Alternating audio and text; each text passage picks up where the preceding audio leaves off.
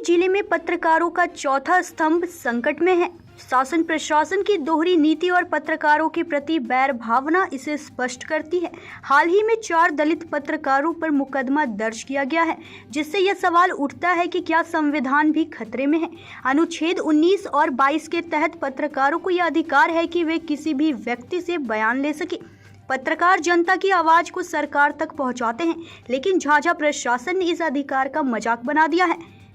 कई पत्रकारों पर बिना पूछताछ या नोटिस के सीधे मुकदमा कर दिया गया है। दुर्गा पूजा के दौरान झाझा के आधा दर्जन पत्रकारों पर 107 के तहत शांति भंग करने के आरोप लगाना आश्चर्यजनक है। ये पत्रकार घटनाओं की पल पल की जानकारी प्रशासन को देते हैं। ऐसे में सवाल उठता है कि क्या पत्रकारों को असामाजिक तत्वों के रूप में देखा जा रहा है।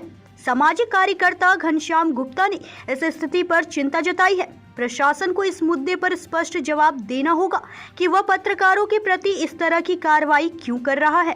तो का क्या कहना चाहिए? आज मानव सेवा संघ में पूरे देश में या हमारे जहाँ जहाँ इस देश के अनुयायी है, दुनिया के हर कोने में राष्ट्रपिता महात्मा गांधी जी का जयंती मनाया जा रहा है। हम लोग भी यहाँ विनोद यादव पुटल कपार के नेतृत्व में और राजू भाई भी है, बसपा का नेता है, संघर्षशील नेता है, इन लोगों के नेतृत्व में आज गांधी जी का जयंती मनाए।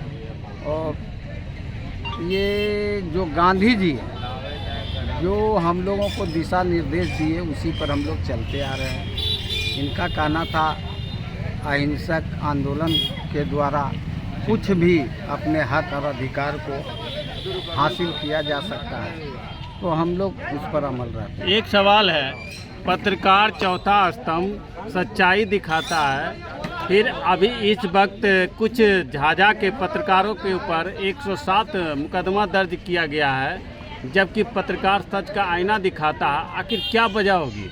देखिए, वजह तो हमको जब से ये सरकार बनी है समझ में नहीं आता है। अफसरों का बोलबाला हो गया है, झाझा के जनता को बुड़बक बुझता है, जबकि झाझा वो ऐतिहासिक जगह है, ये क्रांतिकारियों की धरती है, ये समाजवादियों की धरती है। लेकिन लगता है कुछ कम पढ़े लिखे पुलिस वाला आ गए। पुलिस केस होता है 107, इसमें ये नहीं है कि कोई लीक करके दिया, पुलिस केस होता है 107। और आप अपने से बोल रहे हैं कि देश का चौथा स्तंभ होता है पत्रकार। तो पत्रकार 107 का मतलब होता है शांति भंग करना। यानी हमको लगता है कि आने वाला समय में आप कहीं दंगा करवा दोगे, कहीं मारपीट करवा दोगे, कहीं लाठी चलवा दोगे, तो क्या पत्रकार शांति भंग करता है? पत्रकार तो कभी एसपी साहब से भी बयान लेते हैं, मैंने देश के प्रधानमंत्री हो, राष्ट्रपति हो, देश स्टेट का सीएम हो या स्टेट का कोई भी कैबिनेट मंत्री हो,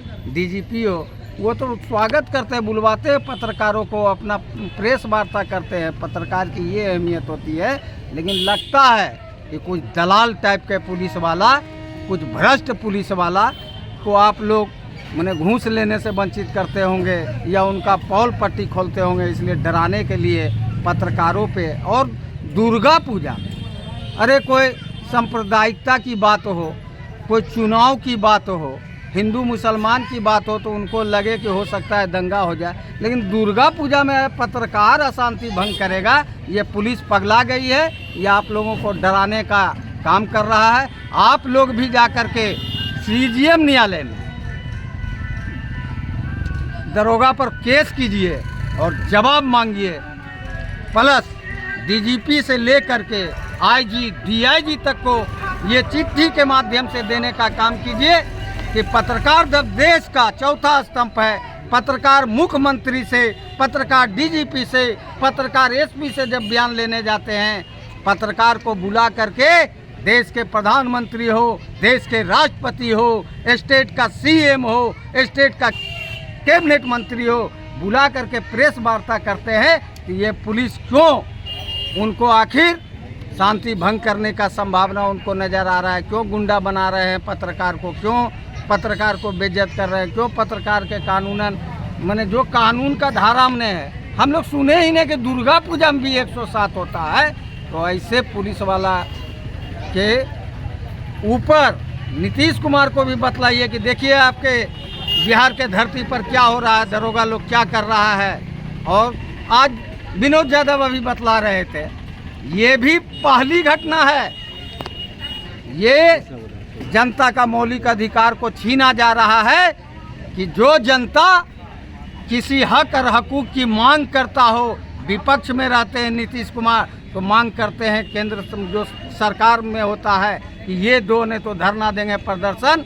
और ये रोड जाम नहीं थी। देखिए वो कर्मचारी कितना झूठ बोला, पुतला दहन को बनाया रोड जाम। पुतला दहन पहले से तय था, प्रखंड विकास अधिकारी को मेमोरेंडम दिया गया था कि दुर्गा मंदिर पर होगा, वो दिखलाता है बरमसिया पुल पर रोड जाम किया, बरमसिया पुल पर मैंने कि पुतला जलाया। पुतला जलाने में कहीं केस होता है? आपका पुल टूट गया, आपको नज़र नहीं दिलवाएंगे कि आपका पुल टूट गया, बनाओ नहीं तो हम लोग धरना पर बैठेंगे।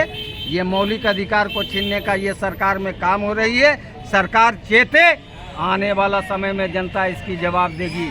इन्हीं शब्दों के साथ आज महात्मा गांधी जी को नमन करते हैं, जिन्होंने हम लोग को अहिंसात्मक रूप से अपने हक और अधिकार लेने का अति किया। जय हिंद, जय भारत, जय महात्मा जी।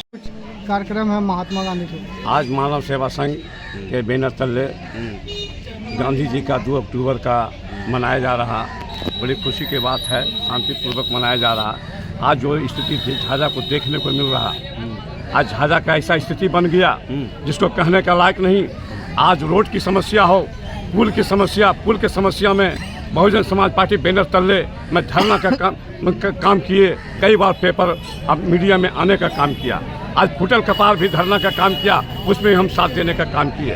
आज मैं बताना चाहता हूं कि झाझा विधानसभा जिस ढंग से गुलाम समझना चाह रहा, कुछ नेता लोग, कुछ थाना के दलाल पत्रकारों पर, नेता पर साजिश के तहत मुकदमा चलाने का साजिश चल रहा। मैं प्रशासन को चुनौती देना चाहता हूँ कि प्रशासन झाझा जब जागता है तब सोता नहीं है, जब तक पूरा नहीं करता तब तक सोता नहीं है। इसलिए आज जो देख रहे हैं, रेलवे की समस्या, रेलवे रोड की समस्या, झाझा रोड की समस्या, रेलवे हॉस्पिटल से देख रहे हैं कि क्या पेशेंट को आने जाने का, रेफरल हॉस्पिटल की तरफ से देख रहे हैं रोड की क्या समस्या हो रही है।